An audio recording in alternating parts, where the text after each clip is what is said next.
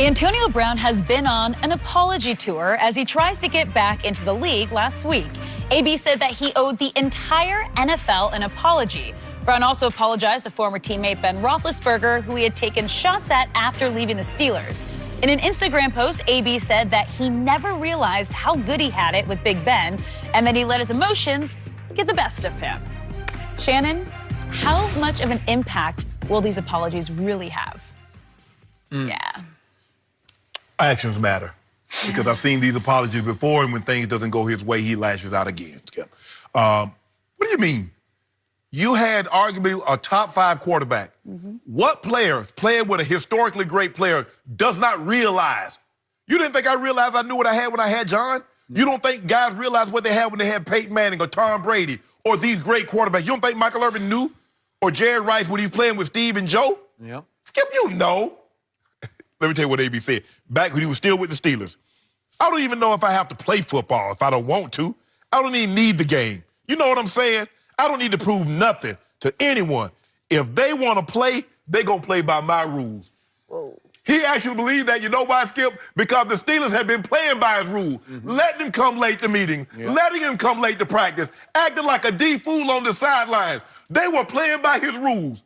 And then the realization started to come over AB. It's like a hush over the crowd. They ain't playing by my rules. No. They don't need AB. Because the great receivers, Randy Moss, and the NFL still played. T.O., Jerry Rice, Joe Montana, Peyton Manning. Do you realize, AB, that the league's going to go on without you? They don't need you? Well, I think he's realizing that. I want to see, go more than, I need him to go like 2 months without putting something that he does on social media. And then I want to see real, true contrition. Yeah. Because right now, Skip, see right now, he's like, somebody's getting through to him like, AB, you really need to apologize and you need to sound sincere because the phones ain't ringing like they once were. I don't even know if he has an agent. So now he's starting to sit, the dawn is starting to come over the landscape. You're like, man, ain't nobody calling? Don't nobody want AB services? No, because they tired of your bull jive. So, to your point, this is all coming across so fake to me. It's so disingenuous. It's so transparent what's going on. He has hit rock bottom. Yes. He is now desperate. I assume he's gotten some kind of counseling, maybe out of desperation. And he's being advised, you better start with an apology tour and apologize, start with Ben Roethlisberger and go right down the line. Juju said, where mine? Yep, okay. Next. So, in the end, he's still facing, I've lost track, 4 or 5 big legal issues that Commissioner Goodell is going to want to know all about. And it doesn't seem like he's been that forthcoming in his meetings with the commissioners so far. Correct. So how far is he from reinstatement? Help me out. It probably about as far as I am to returning to play. Okay, there That you far. go, that far. So we're only at the start of all this where, the apologies are so weak and so just completely, utterly transparent. You know what, Skip? Not to cut you off. Had AB gone to the Raiders and say, you know what, guys? The Steelers were a great organization, and there's some things that I could have done a lot differently. And I've learned I'm going to do my very best to be a better player, a better person than I was in Pittsburgh for the Raiders. But, I've learned my lesson. There are some things I could have handled differently. I let my emotions get the best of me. You don't wait till you get at the very bottom. Skip, they say, the valleys can teach you lessons that the mountaintop never could. You see, when he was on top, Pro Bowl, All-Pro, AB gave Ben Roethlisberger, Mike Tomlin, everybody his butt to kiss. Now, all of a sudden, you not on top.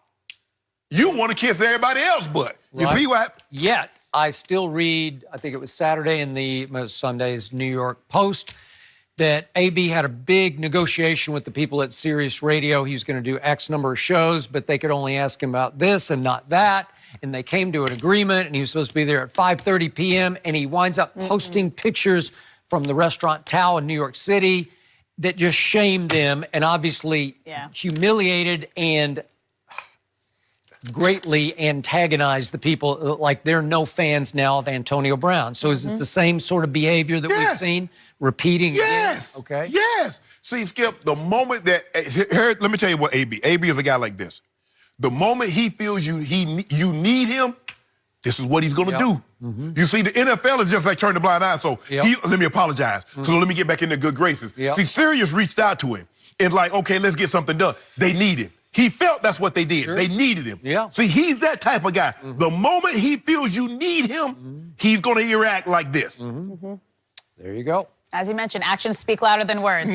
Let's see him do it. But we're moving on. Could we see LeBron and Kawhi play a game of one-on-one in next year's All-Star Weekend? We'll talk about that next. Speaking out his next contract, one former teammate believes it won't be in New England. Christian Fourier said last week that the Patriots are, quote, 100% done with Brady. Shannon, do you believe that the Patriots are done with Brady? I believe they both come to a decision that it's best for them to part ways. I think this has been a long time coming. I think Brady feels he's been disrespected, especially over the last 3 to 4 years, Skip, with the Jimmy Garoppolo situation. Brady, I think Brady has always given them money, but at some point in time, Brady wished they had come to him and said, you know what, Brady, you've been so great with us. We're going to get the money from somewhere else. And I think Tom has become, because I don't know what to believe, Skip, as far as he wants max money, he wants $35, $40 million. I don't know what's true. And if that's true, maybe he's become resentful because he's seen how much he's done. And even in the process, Skip, of me giving you all this money back, me allowing you maximum cap space, me taking half of what I should actually get, you actually wanted to move on with me for another guy. And the Patriots are looking at it. Coach Belichick has done a great job of this, of not falling in love with anybody, just dating. Nobody got a key to the house. He's like, hey, that way you don't have to worry about getting, locks changed, anything like that, taking the key back. Alex. So Coach Belichick says, okay, yeah, you're Tom Brady, but I don't see the Tom Brady that can elevate, because the term was coined, nobody does more with less for Tom Brady, because he took guys that are former quarterbacks, guys that were undrafted, guys that were just ho-hum guys, and he turned them into great players in that system.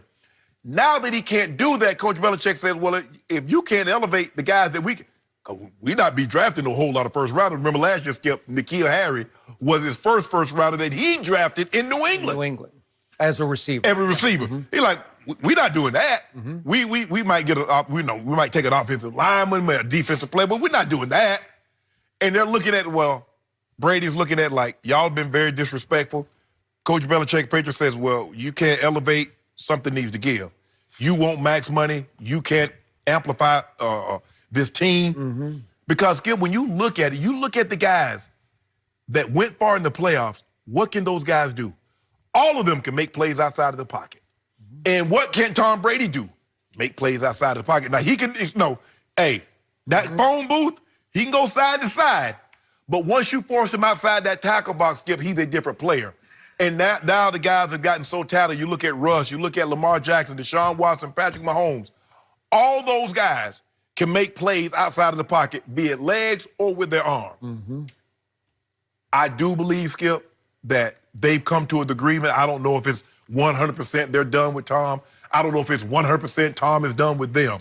But I think they're coming to the realization that, you know what, the best thing for us to do is just move in our separate ways. Maybe. So, back to Christian Fourier, who spoke this quote on his radio show in Boston. I know Christian very well. I did a college football prediction show with him for a whole year on ESPN, so I got to know him very well. And when he speaks about Tom Brady or the New England Patriots, I listen. Yet it is still hard for me to believe that Robert Kraft is completely done with Tom Brady. It's just hard. That's the 100%. That's what I'm having a hard time getting at, the 100%. Okay, I get 85, 90. I get Belichick. Yes, yeah. I get Brady being done with Belichick. I just don't get Robert Kraft saying, I'm done with you, Tom. We don't want you back. Right. I don't think he wants that blood, so to speak, on his hands for the long term, on his legacy. And I believe Tom has done him so well, so often, and has taken so many hometown discounts that that he's going to ride it out, that he would give him whatever deal he wants for the next 2 years to end it in New England. Because, as you know, these stories are much better when he ends where he started, right? Yeah. It just doesn't happen. Joe Montana didn't end where he started, obviously ended in Kansas City as opposed to San Francisco.